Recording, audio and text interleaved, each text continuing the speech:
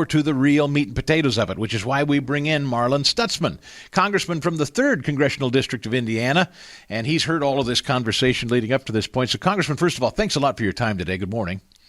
Good morning, Chris. Great to be with you this morning. Could I just get your reaction? You heard from an average citizen whose daughter works for the federal government. She feels like she's doing her job. They recognize there's a lot of waste out there, but they're worried about their job.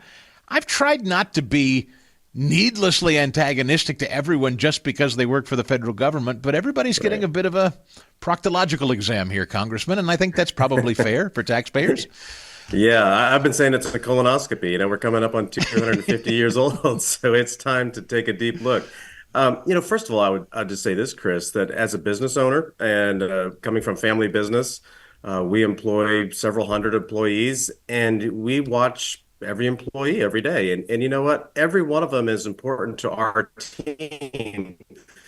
But if there is standing around, or if there's a job that all of a sudden becomes needless, if something changes, then we have to re-examine everything. And I'll tell you what, I would just encourage that young person, be the right person and be the person that, steps up and says, hey, what do I need to do to fit in the right spot and be on time and to produce value? You'll always have a job. But so the federal government is the largest employer in the country. So let's not forget that fact that the federal government is a large bloated entity, that there are a lot of jobs that I know for a fact do not need to be filled. And so that's what the Department of Government Efficiency is doing. Finally, we have somebody that's taking a deep dive and a deep look to see, what is important that the federal government needs to be doing and what jobs are important that need to be kept. But there's a lot of jobs, Chris, that are just cushy jobs that the Americans are taking right now, and that we need to realize that that's not what America's built on. Marlin Stutzman represents the 3rd District of Indiana. You mentioned small business as an owner yourself. Headline from Fox Business: U.S. business owners share renewed optimism for Trump's economy and unfazed by tariffs and DOGE. Yeah. I was mentioning earlier that people have pulled me aside and said, Chris, this tariff stuff, I'm getting a little nervous. But I think when properly explained, and I think Trump does explain it, I think Bessent has been explaining it well, it's not meant to stay. It is meant to level the playing field. I think most people who own a business, I don't own a business, I know you do, I think most of us understand there's a purging and a rebuilding that has to happen, which means it's going to be a little uncomfortable. Do you get the sense most people who are in business understand that? Absolutely. Most people, I think, do. We're in manufacturing and agriculture here in Indiana. And so those are two very important industries for us. And we're actually seeing, there are going to be bumps, no doubt about it. All of a sudden you see spikes in your pricing, or you see the tariffs that are kind of looming. And it's like, are we going to see it on the retail end where people are going to stop buying whatever particular product that may be produced by agriculture? But I'll tell you, we also know that this is a reset, and these two industries are very supportive of President Trump because we've needed a reset on regulations. We needed a reset on tax policy. We needed a reset on environmental policy. We've needed a reset on basically across the board. And so when you talk about tariffs, to me, I think, hey, you know what? This levels the playing field with China. This levels the playing field with Turkey. This levels the playing field with whatever country is trying to take advantage of us as Americans. And so I don't, I know, and we've been prepared for it to be a little bumpy here for the first couple of months. But we also know that President Trump is just simply asking, Mexico and Canada to just help us with the borders and stop the fentanyl coming over across the border and just close the border in the sense that we don't want human trafficking and drug trafficking. So these are all, I think, good things. Going to be a little rocky here for the first couple months, but I think in the long run, it's going to be good for America.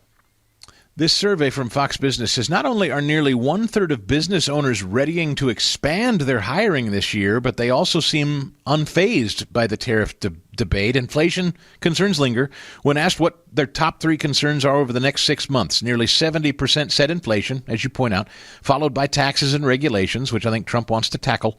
Tariffs ranked as least of their worries right now, interestingly. Let's talk about taxes and regulations and this new budget process that you guys fought so hard to get past the CR. Now we're ready to get down to brass tacks. You heard Speaker Johnson, just say, hey, we've got the Doge algorithms at work now. We can get down with a scalpel and really get down deep and start doing meaningful work here. What do you think is going to come out of this? Are we going to get that one big, beautiful bill? Less regs, lower taxes, cutting, all in one bill?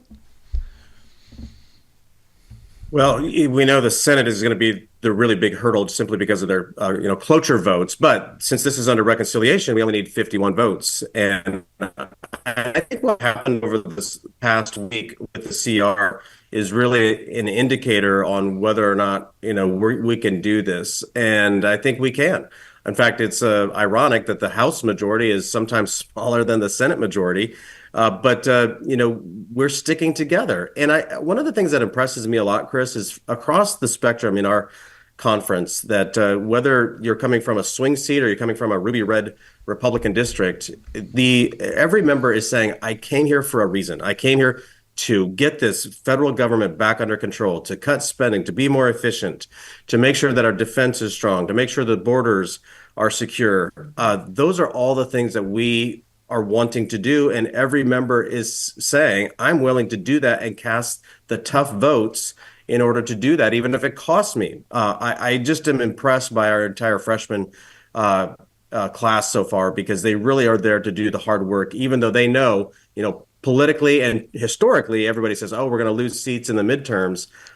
Everybody's saying, we're here to get a job done and we'll worry about that later.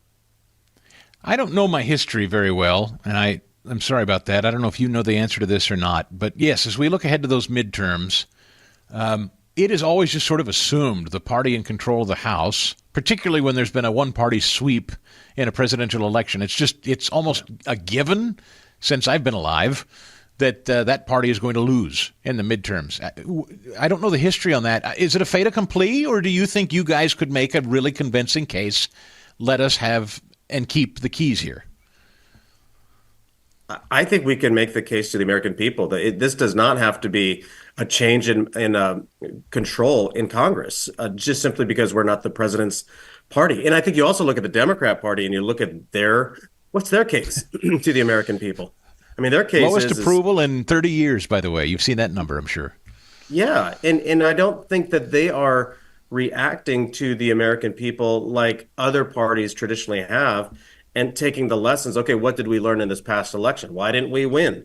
And the Democrat Party continues just to double down on boys playing in girls' sports and open borders, and no concern at all for for what the Doge team is doing. They want a bigger government. Every time we turn around, Democrats are growing the government. This is the first time, Chris, that I've ever seen, I think we've ever seen, the federal government actually being reduced. Rather, usually it's either, they don't reduce it, they just shift it. It's like, okay, we're not going to fire you. We're going to just move you over to this job over here, and you can continue to fill this desk over here, rather than, hey, you know what? I'm sorry, we don't need you anymore because we're downsizing. That hasn't happened, and now it's actually happening. And we all know that in the private sector, there is some concern about making sure that we can fill the jobs in a growing economy. There's going to be opportunities and better opportunities. Look at what Google or Apple announced. They're going to invest $500 billion over the next 10 years. That's here in the United States. That's growth. And I think every American, including those who work for the federal government, should be excited about the private sector growth. We haven't seen this in 4 years. We only saw government jobs growing. And so with what's coming down with CR, what's coming down with the budget, what's coming down with Doge, all of these pieces are helping to revive this economy and to do a reset. It's needed for a long time. Congressman Marlin Stutzman joins us from Indiana's 3rd Congressional District. I've got about a minute left here, Congressman. Can you, and I know maybe it's more complicated than this, everything that Elon is finding, everything Doge is finding, all these cuts, all of this waste, it has to be physically codified in legislation that you all vote to pass, correct? Correct. Well, that's what it doesn't have to be, but we would like to do that in the next budget process. I mean, the executive has a little bit of latitude, but we do want to codify it, because that way it can't be changed under the next president or under the next administration. So as many of these pieces that we can codify, we're going to. And I just love the fact that President Trump is just coming, blitzkrieg right at every piece of government to make sure that we keep them on their toes, because that's what's going to ultimately make changes is that we have strong cabinet members, strong leadership say, hey, you know what? That's not the federal government's job. And, or we can do better. Places like the military, we can do a lot better with our money, even in making sure that we don't just spend money because we don't want to lose it in the next budget. Congressman Marlin Stutzman, I really appreciate the visit today. I hope you'll come back. Bottom line is, do you think we'll get some kind of meaningful tax cuts? Before fall? September? Is that the target date? Just briefly? Yeah, I do. I think that we will keep the tax rates current, extend the Trump tax cuts, and then also like no tax on tips, no tax on Social Security is being discussed, no tax on overtime. I know for a business, as a business owner, no tax on overtime, that'd be a huge benefit to my employees because they say, you know what, hey, I don't mind the double overtime, getting paid time and a half, and not paying taxes on it. Congressman, I got to tell you, and I appreciate your time, you guys are going to win in a landslide if you get no tax on tips and no tax on Social Security passed. That's it. Every Republican will win in perpetuity if they can run on that. More of the Stigall Show in a minute. Thanks, Congressman.